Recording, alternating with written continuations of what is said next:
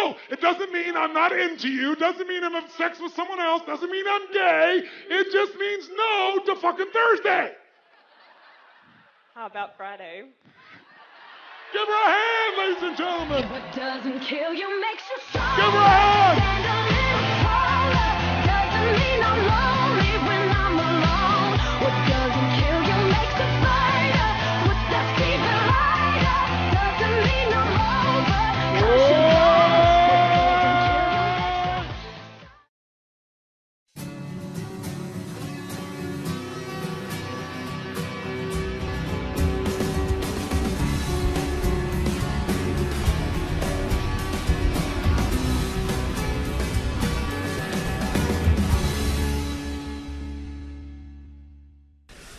Are you ready to rock and roll? Well, we're excited because today we really begin the journey of bringing you so many different individual skills and tools to kind of fill out that set of 7 pillars, fill out, if you would, that football field. And I want to show you a little bit of where we are. Our goal here is to make sure you leave here not with information, but with a plan. So last night when you're sitting down and writing down all those action items afterwards, it's designed so you leave here with, this is what I'm actually going to do. There's nothing worse than being in a situation where you have all this great information, you've accumulated it, and then you go home, and the first thing that's going to happen when you get home is you got all this stuff waiting for you, don't you? And so what'll happen is, the email assault, which you're dealing with somewhat while you're here, all the requests, all the needs, all the desires, all the challenges. And so oftentimes people go and get all this great information, they're like, wow, I'm going to do this. But then just because of the fact they haven't put in solid what they're going to do before they begin the process, it just gets dropped out. So our commitment is to make sure that we give you every opportunity, you still have to do it, to put yourself in a position so that you leave here not just with information, but with a set of actions that are going to truly change your business and give you that incredible strategic advantage. That's what we're really looking for. And also, though, today we're going to continue to do this morning, just briefly. I want to give you some tools to get you out of your box. Real simple things. Just a series of questions or phases of how do I, if I'm in my box and I'm saying, gosh, I build casinos and the casino business is down right now, or I'm in the medical business and it's kind of fixed what people pay me, how do I just completely innovate and change and shift? So this morning, what I want to talk to you about briefly is this concept of creating strategic innovation. Innovation, everybody thinks about. Yeah, we got to innovate our product, we got to innovate our service. But remember I said, all business really is, not me, it's Drucker who said this, is marketing and innovation, or innovation and marketing. You're creating something, innovating something, bringing something to the table that's more new, alive, a reason for people to do business with you today that gives you a competitive advantage because there's more added value for them to buy your product or service than anybody else. Then you got to market it. Those two forces have to be institutionalized in your organization. It used to be, you could come up with a killer service. You could come up with a killer product. And you could run or promote or market that product for 5, 10, 15 years.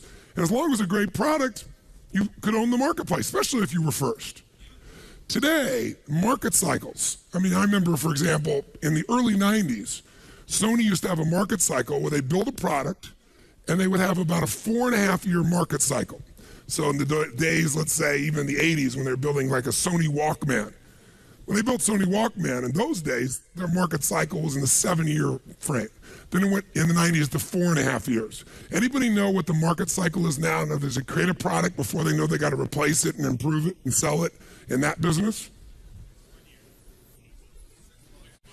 6 months. 6 months. They know that if they are going to hold on to a customer every 6 months, they have to find some way to take it to the next level. And by the way, Sony used to do that. And they owned the marketplace. Who replaced them in the sense of innovation when it comes to technology? Quick. Apple. Sony was the Apple. But interestingly enough, Sony got to the point where they stopped doing the same level of innovation. They started coming out with products that look different, but there was no real innovation. Innovation isn't just looking different. Innovation, by the way, can be looking different. Looks can be an innovation, believe it or not. But it can't be the only innovation over and over and over again, or customers just get used to it. It doesn't mean anything. There's not enough added value.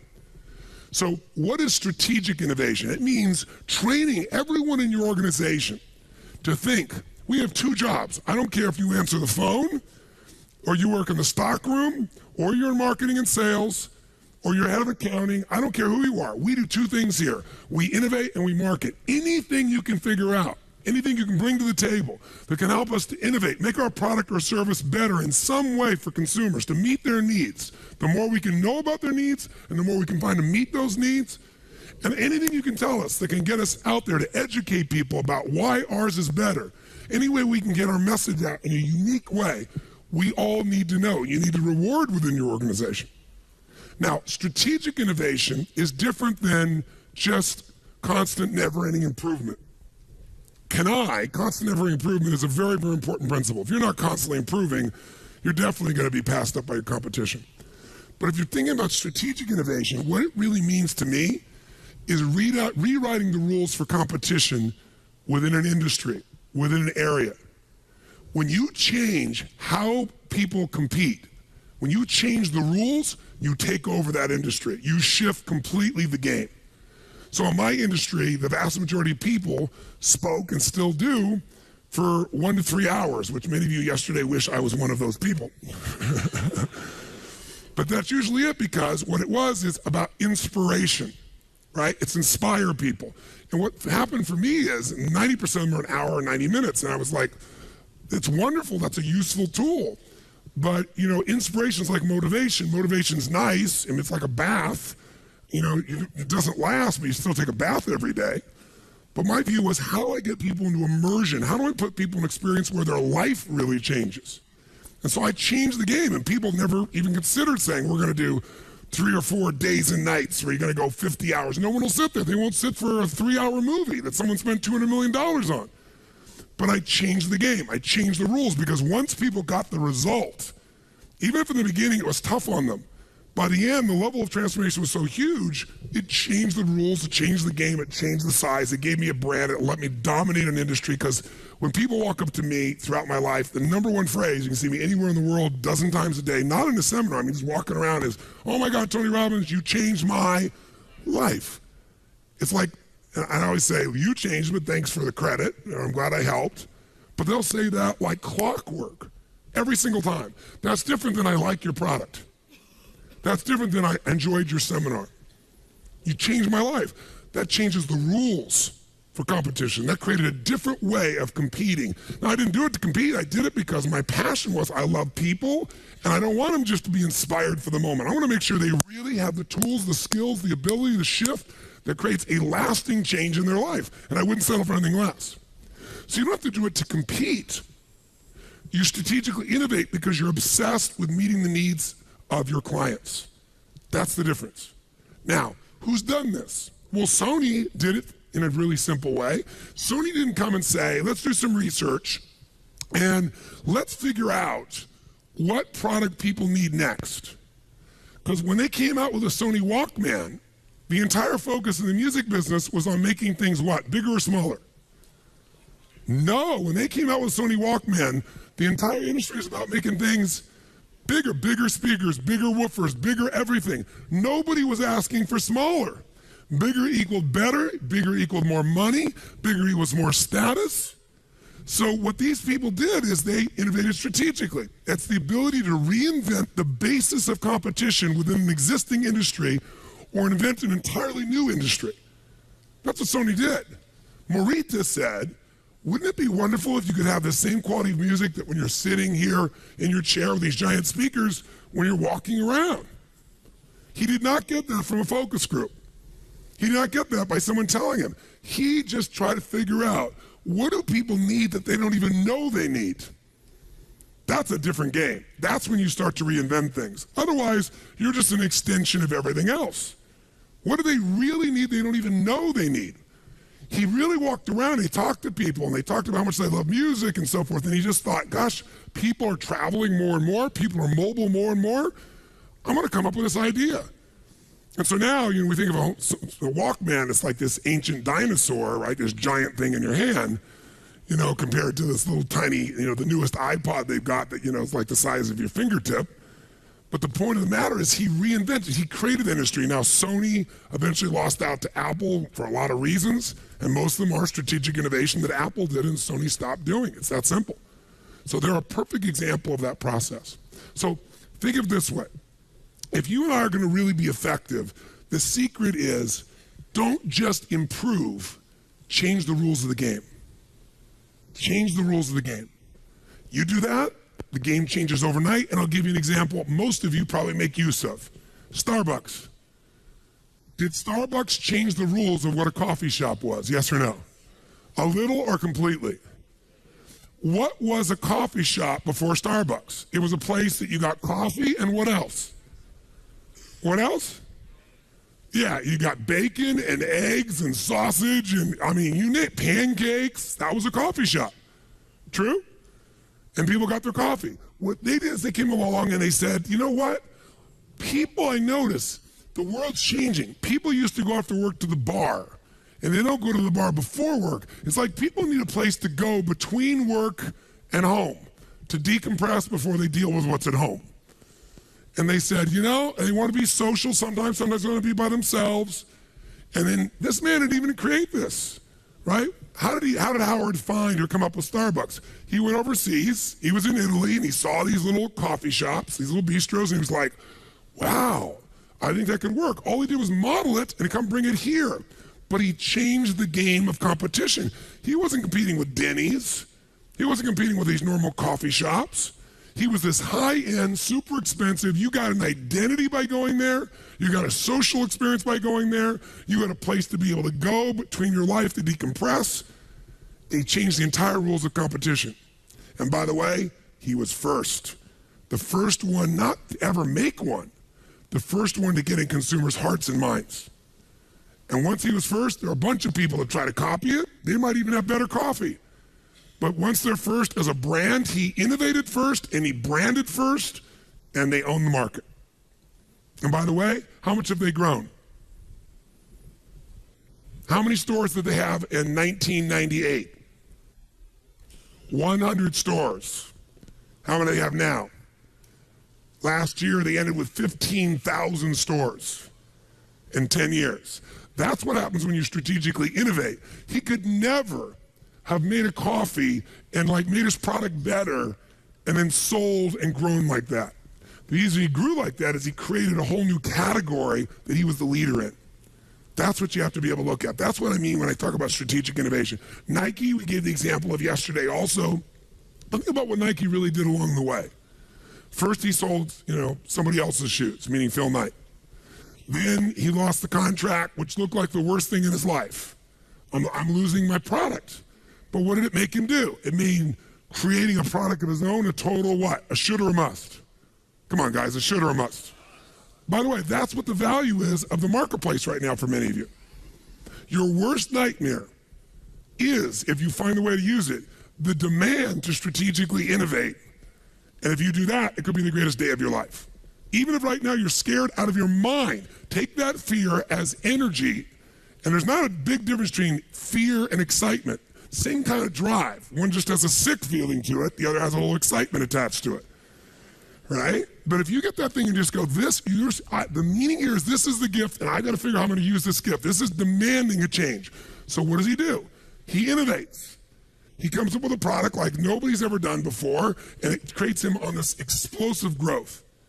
Now, as he goes into explosive growth, other people start to copy what he's doing, and now he needs to innovate again. And he hasn't really come up with much innovation for a little while until suddenly his innovation is the way he marketed it. He changed the game. He no longer sold shoes. He made Nike, first of all, a sports company. He was the first one to sell $50 shoes, but he was able to do that because he was also selling you clothing. It was an integrated look and feel. And that evolved into selling we're a lifestyle. Just what? Right? And all of a sudden this lifestyle, and the lifestyle had all these members of the community. Michael Jordan, right? Tiger Woods now. And he started building that. And gradually they built from a sports company that sponsored events and everything else to now they're a community. How many of you use Nike Plus? How many of you run and use Nike Plus? I'm curious. Nike Plus, if you've not seen it, you go online, you type in, you get this little device in your shoe, and now when you go running, You can hear your music. It tells you how far you've been running. You can have Lance Armstrong going, hey, nice job, you broke your record. Yeah, that's what happens at the end. Total reinforcement. You plug it into your computer and boom, it tracks everything, and you can compete with other people or you can track yourself. You want to play 3-on-3 basketball? They have a whole community. You go on anywhere in the world, click on, you'll find people that want to go play with you that day. What they're now doing is they're in your life every day. They're no longer a product, they're no longer a service, they're a community that you're a part of. That reinvents the way they compete. So guess what? Nike doesn't have to spend these ads. They got millions of people to log on every single day because it's part of the ritual of their life. That's reinventing the rules of competition. Try that now and come out with a little company called Scooby-Doo Shoes and see how well you do. You know, maybe you do well by finding a niche, but you're not going to take over Nike, right? They've constantly found a way to strategically innovate, not just, make something a bit better. That's the difference in what I'm talking about. Harley Davidson, after, before World War II, after World War II, rather, became this giant, incredible, arm of marketing. Because all these guys, that were GIs came back from World War II and they'd driven these Harleys and they wanted a Harley. And a lot of them wanted an identity for themselves, that they were still a badass and they weren't coming back to just being a normal person. And they built a culture. And that culture became very loyal. And that culture was promoted in movies and it was an identity, right? All right, born to be wild, this crazy, outrageous person who's totally independent, owns himself, as tough as nails, totally masculine. Now, they went through this tremendous growth period, and then all of a sudden, in the 80s, the Japanese started building much better bikes. Lighter, faster, cheaper, stronger, and Harley started to just drop through the absolute floor. Harley was on the verge of bankruptcy after being around since the earliest days of motorcycles. And what turned them around? Strategic innovation. Somebody came in, the new management team, leadership team, the CEO gets a lot of credit, but it was really a team. And they said, you know what? If we're going to innovate, we got to say, what business are we really in? That's another way you can find how to innovate. You keep thinking you know what business you're in. You think you're the person that builds casinos. That's only one way of looking at your business. There's a much broader version of what business you're in. And they started looking around and saying, who are our customers really? What do our customers really buy from us? Are they buying a motorcycle? No. They're buying an icon. They're buying an identity. They're buying legacy. I mean, these are not just bikes, these are legends. And gradually they began to realize what we really sell at this stage, we've been around so long, we're really selling a heritage. We're selling a legacy. We're selling a lifestyle. We're selling a way to live. We're really selling nostalgia, a mindset, because baby boomers, they found, guess who buys the most number of motorcycles? What age today do you think? 38 to 50. It's somebody about to have or in the middle of their midlife crisis who says, I'm still a badass even though I'm old. And they begin to realize that's where 80% of these motorcycles are sold. So they said, here's what we're going to do. We're going to sell this identity not only to these people. If we want to expand the market between 38 to 50-year-olds, we're selling nostalgia. Some people aren't going to ride a bike, but they want the identity. And guess how they grew their business like crazy and expanded all their marketing, started selling all the clothing like crazy. The market became create an identity. So I can remember, I never rode a motorcycle. Growing up, one of my cousins, was on a motorcycle. We had no money, so I couldn't afford one. But also, he actually crushed his leg and had stunted growth, one leg shorter and longer than the other. So I never went on a motorcycle. So I learned to fly helicopters later on in life and things like that. That was my idea of really kick-ass flying. And then I meet Sage, and she says, do you ride a motorcycle? And I go, no. And she goes, oh. I'm like, I fly helicopters. Come here, Rip the doors off. We're going to do helicopter surfing. It was screaming down on the water just as the curl's coming and pull up as the wave goes underneath it. But of course, she got motion sickness and threw up, so that didn't work real well. So I decided, I got this woman, I'm in love with her. She likes motorcycles, and her dad always had Harleys. So I reluctantly go to the Harley store thinking, what the hell am I going to do? Because I didn't have those iconic images in my mind of trying to be a badass with leather and all these good things. So I get on this motorcycle and it's like, wow, it's like flying. I mean, this is really cool. It's a lot like flying. It's an incredible feel. So I don't have a license. I drive a motorcycle for 20 minutes. And the guy, I said, if I want to see the best motorcycles all at once, because I always want, the very best, how would I do it? He said, well, you'd go on this incredible rally. They do this rally in South Dakota, North Dakota, what's it called? Sturgis. And he said, it's happening this weekend. So I go, this weekend? They go, yeah, they're going to be like, 400,000 bikes there. So I said, can you get me a ticket? He goes, you don't need a ticket. You just drive in. I said, but I don't have a motorcycle and I don't have a license. He goes, that's a problem. I said, listen, can you arrange for someone who can rent me a bike? He goes, well, if you don't have a license. I go, come on, man, let's make a deal.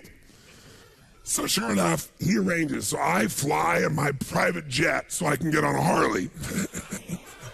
So I can feel cool, right? So I fly to Sturgis, I bring Sage. I've only driven one of these things for 20 minutes. I've never had anybody on the back of it, and I have no license. But I'm going to Sturgis, baby. And I got my leather jacket. And my chaps, the full thing, ready to rock. So I get there, the guy gives me this thing, I'm trying to figure out how to orient him, going, come on, hon, get on the back. And she's looking at me like, can you really do this?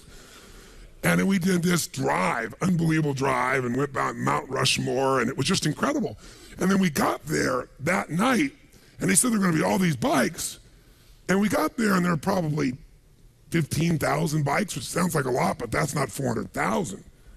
And by the way, Sturgis is this little tiny town. I'm thinking, well, there's a lot of bikes, but it's not terribly exciting. You get there at evening, and the only place that's the nicest place in town is the Best Western. So I check in the Best Western, which is probably normally $99 a night, and it's $600 a night that week. And so I wake up the next morning, and there's 500,000 bikes on the road. They all arrived that morning. You can't move, and I'm out of my mind. And I bought everything you can imagine, And it was the first time in my life people were going up to me with a camera going, excuse me, sir. And I'm like, sure, I'll take a picture. No, can we take a picture of your lady? It's a different world. But what Harley did, they got 500,000 people now that are showing up for these things. I mean, they transformed their business. The business exploded because they innovated. They said, we're not in the motorcycle business, right? We're in the business of nostalgia. So that's the reinvention that I'm really talking about. And you can do this at a small level. And I can't remember the name of the company, quite honestly. It's not a big name. You wouldn't recognize him anyway. But I met a guy in New Jersey. He kept telling me about how much his wife loved shopping at this place. But what blew me away is I was at his house, and a car showed up to pick her up from the store. And what happens is they don't compete on price. They know everything about their customers. And they don't even just send this stuff to your house. They send a limo to pick people up and bring them shopping. I mean, they have no problem with price competition. They're not worried about, recession, depression, not at all, because they've just reinvented the entire way of competing. If you look over here at the Wynn Hotel, see, Steve Wynn, interestingly enough, kept building these hotels, and he sold them all to the MGM, and then he built the Wynn. And the Wynn was supposed to be the highest end, in which he did. $2.3 billion was the first one. The Encore's $2.7 billion. And he changed the entire way of competing.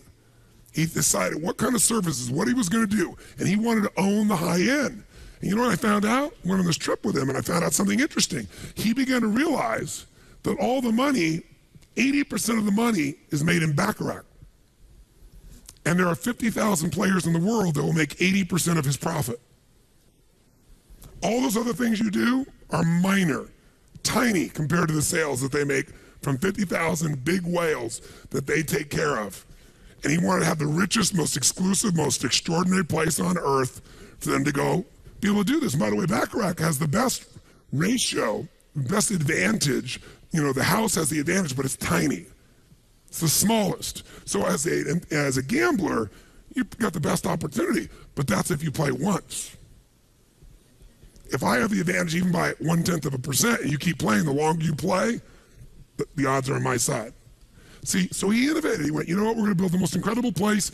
Even when everything else is down, we'll get those giant whales to come here because we're the place to be. Reinvented the way of competing. He didn't have to build volcanoes and things like that. Build something really cool, really magnificent, but really made for a different market. He said, not only who is my customer, who do I want my customer to be? That's a question you need to be able to answer if you're going to really be effective. Because many of you are looking at your current customers, and your current customer's not buying as much, and you're going, oh my God, what do I do? Well, maybe I need to get them to buy more, maybe I need to get more customers, or maybe I need to get a different kind of customer. This is when we start to strategically innovate as opposed to just improve what we have right now to make something happen. So, let me very quickly give you this. There are 3 points I want you to know or think about when you think about strategic innovation. The first one is you really ideally want to be in a position where, if at all possible, I don't care what your approach is, you put yourself in a place where you want to be ahead of the curve. You want to be slightly ahead of the trend. You want to at least be on trend, but if you really want to be the innovator, you got to be at the front of a trend, the initiator, if you can, of a trend. Because when you're first and you create a trend, you become branded, and that branding, if you do your job, is hard to get rid of. I'll give you an example. What was the first university that was ever built in the United States? Harvard. What was the first, for example, rental car company in the United States? Quick. Hertz. What was the first soft drink in the United States? Coke. And by the way, guess who's still number one in each of those categories? All 3 of those. And that's been more than 100 years, 150 years, 200 years in some of those situations. See, when you step in and you become the innovator and you create the category, everybody else has to fight for second place or third. In fact, Avis finally figured a way that they can strategically compete. They said, we're never going to be number one. So they said, we're not number one, we're what? We're number 2, but we try harder. They created a new category, the try harder category. We're number 1 in the try harder category. They may be number 1 because they've been around forever, but we're going to please you. We're going to do something in a different way. That's the way that you differentiate and produce something. You also, if you're there first, I'll give you another example. A friend of mine, the gentleman financial person that I coached for the last 17 years, he introduced me to a man, and we're having lunch one day, and he goes, here's my friend, and we start talking. I said, well, what business are you in? He said, bottled water, but I'm about to get out of it. And I said, oh, that's interesting. This was like in the, I think, early 90s, if I remember, late 80s, probably early 90s, we had this conversation. He goes, yeah. I said, wow, what a trend. The idea that people could get us to pay for these bottles of water, $2, $3, that everybody used to drink for free. I mean, that's the ultimate marketing. In fact, Coca-Cola and people like that were making more money. Some of them were charging more per ounce for water than for Coke, or than for beer, or Borden's milk. And it's just water. I said, that's amazing marketing. He goes, yeah, I was really lucky, though. He said, I got in the mineral water business right as a trend happened. I said, what was that? He said, when people started saying it was okay not to drink, and he even started promoting designated driver. I thought, this is a trend that I think is going to stick. I think people are going to take advantage that they don't have to drink. They don't have to feel pressured to drink. And I think they're going to look for an alternative while they're in the bar. And he said, I thought the alternative was this little company I bought for $500,000 called Perrier. He bought it for $500,000. It was making $100,000 a year. He kept that company for 15 years and sold it for $2.2 billion because he was ahead of a trend. All right? And he was there. And by the way, people don't say, give me a mineral water. Most of the time, they'd say, give me a Perrier. In fact, Pepsi hates that people still often say, can I have a Coke? Because they're first, right? And so in any industry, you can do that. In my industry, the greatest compliment I get is speakers come up and say to me, gosh, guess what? I have these people tell me, you remind me of Tony Robbins. And I think, wow, I'm really complimented. I'm also going, great. I want you to be like Tony Robbins. That's a great compliment for me, a great compliment for you, but it also comes because I was here first, baby, and I did my job. I delivered in a category no one had ever done anything like. That's how you strategically innovate and own something. See, you got 2 choices. Try to go sell everybody, or have people, when they think of the best, they think of something they want, and they think of the best, they think of you. Very, very different game. Very, very different approach. Now, you want to be first ideally, but if you can avoid it, you don't want to be the ultimate pioneer in some businesses, because the pioneer, the Indians usually put arrows in their back. So it's nice to know the trend is real if possible. It's not always possible, but ideally near the lead. The other thing you want to do ideally is get in a game with infinite upside. Get in a game with infinite upside. If you're going to strategically innovate and you're going to create this new product, this new service, this new approach to things, you don't want to be in a situation where you spend all this time and energy and create something new that has a limited amount of upside. It's going to have a 3-month upside, a 6-month upside, or people can only do so much. Now, I didn't do this because I didn't enter a business and go, where can I go get the largest margin possible as a business owner? This was my mission. So I didn't do that. I didn't go, where do I do a business that I can go sell for 10 times, 20 times, 30 times? Where am I going to get the largest multiple? I didn't do that. I didn't look for infinite upside. In my case, it was just driven by wanting to serve. But today as a businessman, entering into businesses, I'm going, what's a trend that's just beginning that I think has real legs? Is there a place, is there a way to partner where we're the leader in that trend, but also where that trend's not going to be short-lived, it's got infinite growth and upside, where there's real opportunity. Then you start to think in a more strategic way. Is this making sense? Okay? So now, you might say, okay, Tony, this is all cool, but how do I do it? Here's what, I'm going to make this so damn easy. 5 little areas that if you go into these areas, you will automatically get the ideas for strategic innovation.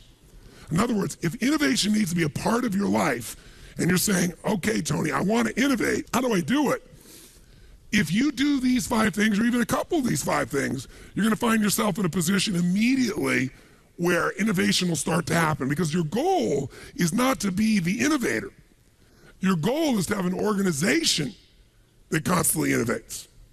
Because if you're the innovator, then the entire business is still dependent upon you. But if you're the person that's creating innovation, by a system you've created, then the people can change, the environment can change, and the innovation is going to keep occurring. So here's the first of the 5. I want you to jot these down, and then afterwards, I'm going to have you jot down how you could use these 5. So the first one is you need to get new voices. You need to get new voices. Now, what does this mean? Well, I know companies. One of my friends is a guy that's worth about $6.5 billion. He's a very private man. He's in New York City. Most people don't even know his name because everything he does, he's in the background of.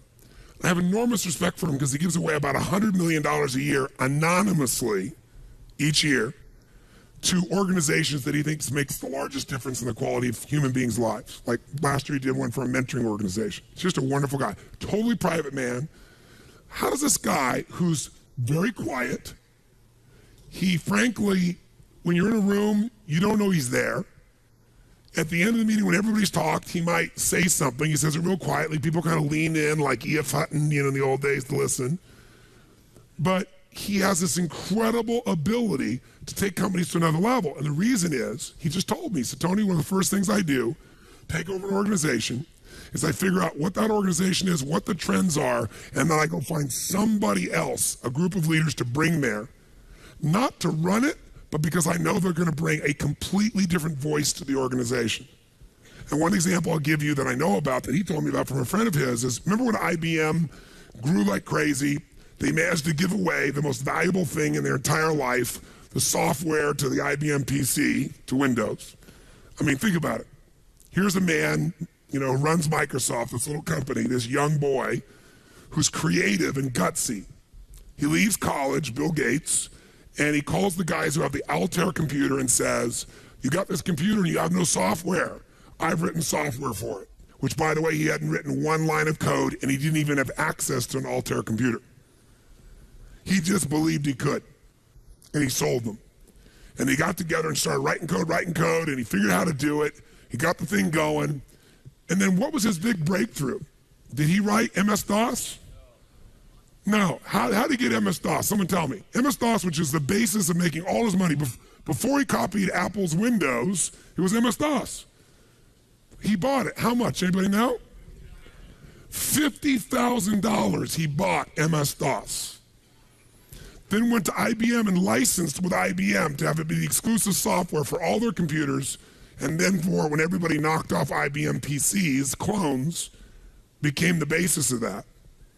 Just think about that, because most of you think of him, you think of this incredible coding genius, which he is, but he made all his money basically just by finding a way to reinvent the rules for competition.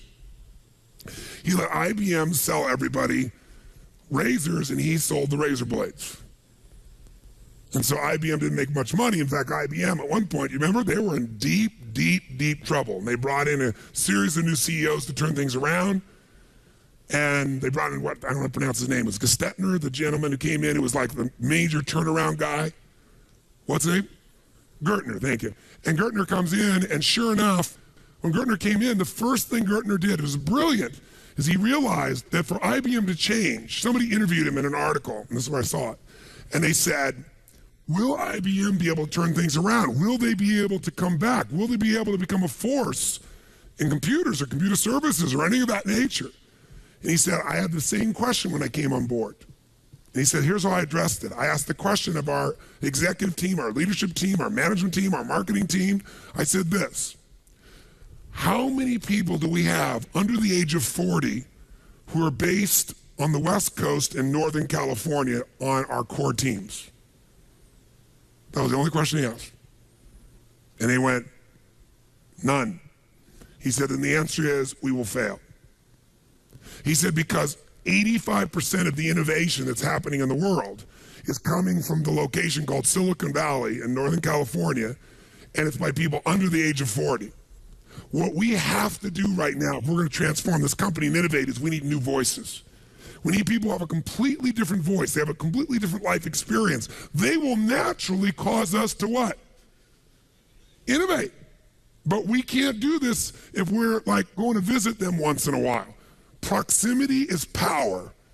Whenever you're around something day in and day out, it's going to have an impact on you. And you need to go get new voices. So my friend that I told you about from New York, what he's constantly doing is each year, even in companies he owns, he deliberately brings in some new key executives constantly, if for no other reason, but make sure he gets new voices. New voices will cause innovation to occur. It'll happen very, very rapidly for you. Here's the second way or place you can get innovation. New questions. New questions give you new what, my friends? Answers. See, a lot of times, you're starting out with a presupposition.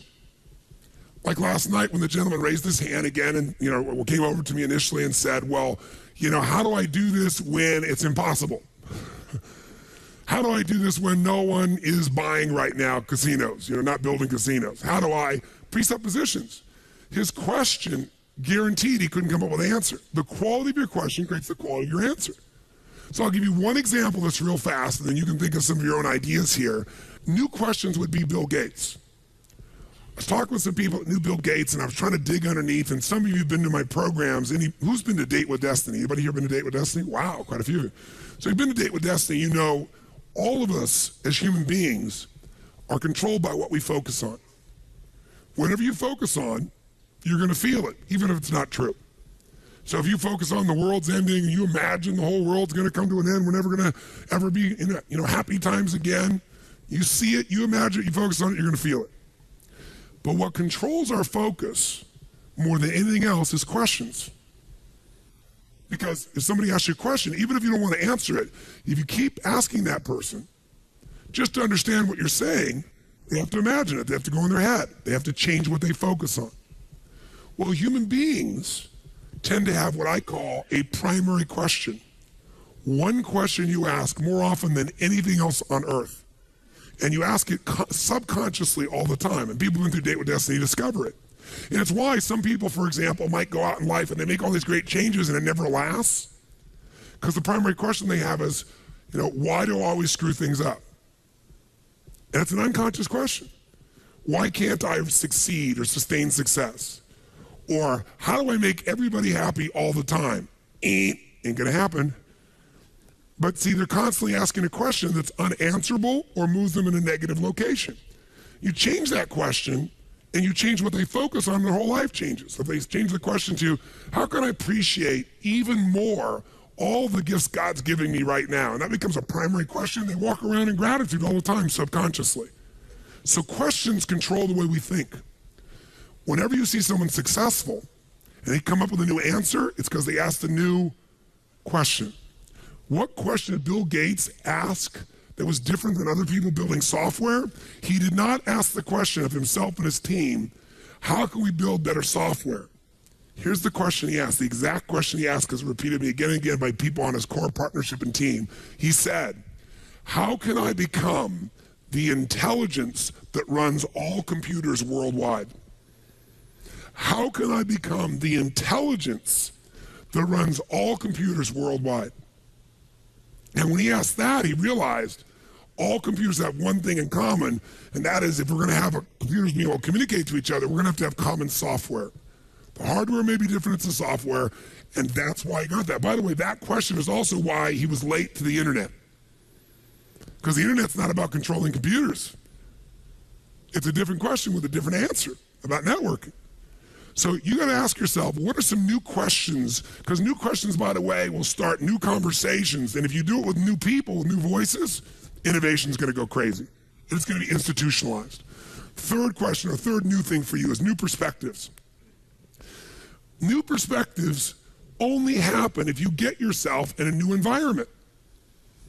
You know, there's a company called Nokia. Many of you know. Who's got a Nokia phone in this room? I'm curious.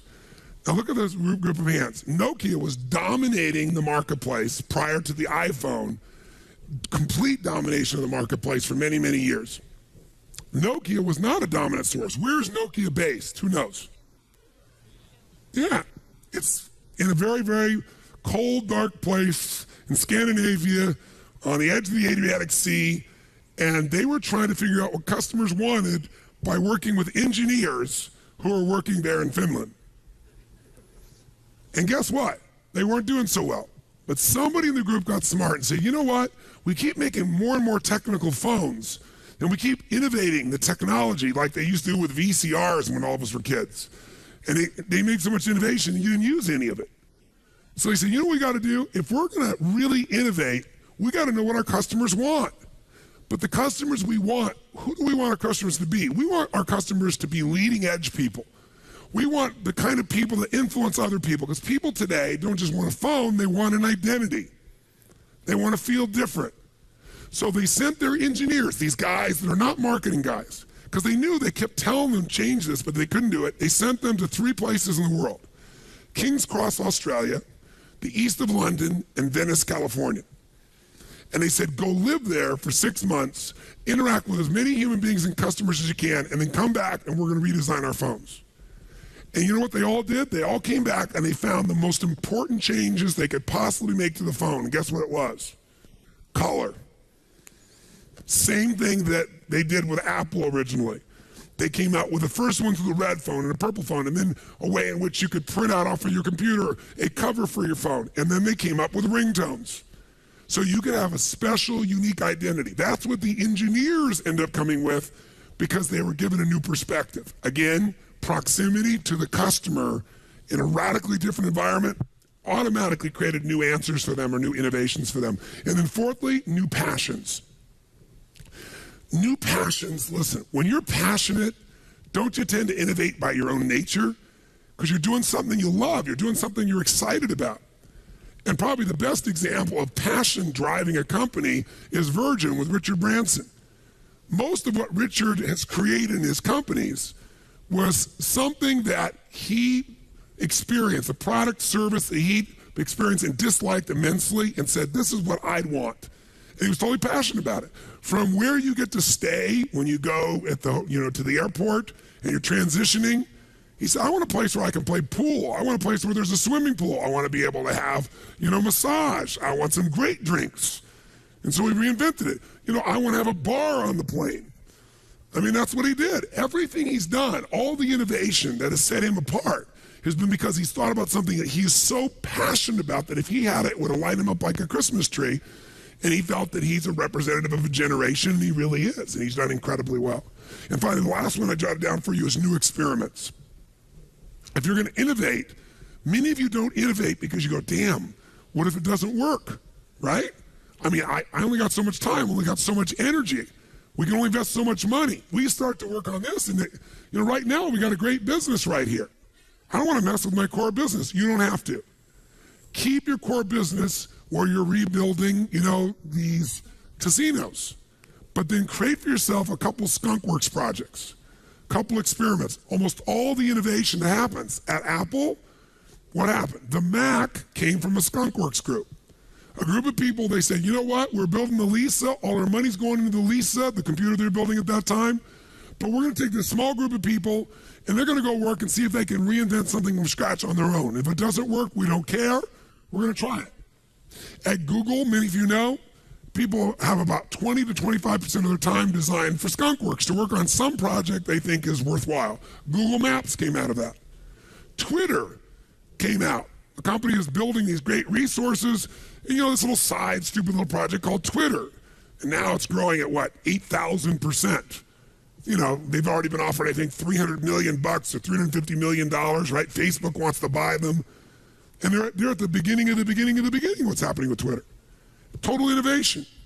You can use these same resources. Twitter's an interesting example. I thought to myself, someone's telling me, you got to do this Twitter thing. And I'm like, Twitter? I mean, get a life. When I want to type what I'm doing when I'm doing it, I said, first of all, my wife would kill me because we have a private life. Because I said, oh yeah, here we are in Sun Valley, and all of a sudden people start showing up, right? I said, but second of all, it's like, who wants to read what I'm doing or what other people are doing? I have no interest whatsoever. So my buddy goes, I use it differently. So I said, what do you do? He goes, I use it to get answers. I said, what do you mean? He goes, watch this. He goes, Tony Robbins is here with me right now, beside me, and wants to know how I use Twitter. And he clicked the button, and in the millisecond later, there were 35 people responding, hey, Tony, hey, I went to your seminar, here's what you should do. And they're like, oh, these cool ideas. I was like, wow, maybe I'll open a Twitter account. So I opened a Twitter account without my name. And I did it, and I barely ever used it because since my name wasn't on it, I didn't interact with anybody. And I didn't put anything on there. It was like, what am I going to broadcast? Yes, I'm doing a seminar, right? Yeah, that's new information for me, right? But then one day I thought, there's all these people out there, and people kept coming up to me saying, would you do something to inspire me every day? And I'm like, another product, another service, I don't want to commit to that. And I thought, you know what? I'll just put a quote on my Twitter each day for something, just a simple quote, not just mine, other people's. It'll make me look for one each day, too, that I like, and I'll just share it. And if I find cool clips every now and then that I share with my friends, I'll share them as well. And I did that 10 weeks ago, and this morning we have 300,000 people. And there's 8 million people on Twitter, and we're number 35. And it's just like, wow, this blows my mind. It's just a fun, cool little tool. So it wasn't much of a strategic innovation for me. Somebody else created the innovation, but sometimes you can use the innovation for your core business as well. And I use it again to look at, okay, here's just a little experiment I'm doing. Gosh, if this continues, maybe it won't, but if this continues, I have 1 million people that I could send a message to 3 months from now, 4 months from now, at the current growth rate, if it stays there. If it takes longer, but I like the idea. God, it's something I really am passionate about. I want to send a message to people, 1 million people like that. That's a great tool. And there's a business application here somewhere for it. Most people haven't figured it out yet. I'm sure Twitter will find theirs. It'll be advertising or something, but it'll be a great tool for keeping people informed. And what's great is I actually read them all, but I have to respond to them all. It's like email, oh my God, another 300 messages. Twitter is like, oh, it's fun. Read it. People put clicks in. I go see what they're doing. It's a very cool thing. So again, you want to look at this and say, I don't have to change my business. Maybe there's some experiments I want to do in my business. And then here's some questions, 9 questions for you to consider. And here's what they are. I'll read them out for you real quick. What business are we what? Really in? That's a question you got to keep asking yourself. Why are we really successful? Many of you think you're successful for one reason, but you're successful for something completely different. It's worth taking the time with your team to ask this question. Who is our customer what? Really? Or who does our customer really need to be in the next 5 years? If you're going to start a business today from scratch and maximize impact, leverage, and profitability, what would you do? Some of you may be starting a business within your business to compete in this new world. What distribution channels are we not maximizing or using? What technology are we not using or maximizing? That's why I mentioned Twitter to you. What identity do you want people to associate to your business? Who do they become by doing business with you? And if you were going to create another industry from scratch, if you were going to create an industry within your industry or somewhere else, what would it be? So here's what I'd like you to do. Let's just take 5 minutes, literally, to brainstorm how are you going to get new voices into your business? By the way, do you have to hire somebody for them to be your new voice, yes or no? So if you're a brand new, you're an army of 1 or 2 or 3 or 10, You could go get people, you can do it through a variety of sources. You can do focus groups, you can sit with a group of friends, you can get a group of your customers. You could use a service like Twitter, you could do all kinds of things. How are you going to get new voices? But be specific. What kind of voices do you want to get? Who would help you innovate? What kind of person could you bring to the table? Ideally, somebody on your team. But also, where could you get new voices? What are some new questions that you need to ask? I gave you these 9 as a sampling. But what are some questions you need to ask to innovate in your business? Where could you get a new perspective? Maybe after you hear Tony speak today from Zappos, maybe some of you, while you're still here in Vegas, might see if you might make an arrangement to go tour it. Take the hour tour and just go get the perspective of how a business that goes from 0 to $1 billion really runs. If I were you, I would do it. I took the tour myself, incredibly worthwhile. Where could I go right now to tap into new passions? Maybe not even my passion, maybe on my team. I've got some really bright people and they have passions and I don't even know what they are. Maybe their passions are the origination, the place that we get a genesis for a new product, a new service, or a new way to change the rules of competition. And what are some new experiments we could do? What are 1, 2, 3, 4, 5 max new experiments we could try? This program here was the result of an experiment. I was watching television, listening to all the muck, talking to people coming up to me, telling me that I don't know what to do in their business. And then I saw the figure, and I'd known it intellectually in the back of my head, but it emotionally hit me. 70% of all new jobs are created by small businesses. I picked up the phone immediately. I called my office, and I said, you know what we're going to do? I want to coach 50 business people who have small businesses, 0 to 100 million. I want a variety. $100 million businesses, 50, 10, 5, just starting their business. And I said, I want to coach them for 90 days. And I said, we'll make it really easy. I'll do some kind of immersion. So we did a version like this. Instead of 5 days, we did it in a day and a half. So I basically killed everyone. And I said, then we're going to work online twice a month for about an hour and a half, and I'll keep taking different pieces of information, refine it. And I'm saying we're going to transform their lives, and we're going to create a system. And once we have that system, it won't be limited to me and my throat. It'll be something that people can do in immersion on their own over and over again so they get the training effect. And I said, and we'll find the right partner, we'll market it together, we're looking for ways of transforming the business. We won't just teach them, we'll give them tools. So we'll team up and partner with the right people. And all this came out of being stimulated by something I'm passionate to make a difference in and doing an experiment. And then I got some new questions, some new voices, and now we're laying the foundation here this week for something that we're going to be launching that I think will be as big as anything we've done in any of our other companies. So right now, immediately, while you're in state, you got 5 minutes max, write as fast as you can in each of these categories. How are you going to get those new voices? How are you going to get it? What are going to be some of the new questions, new perspectives, new passions, new experiments? Ready, go.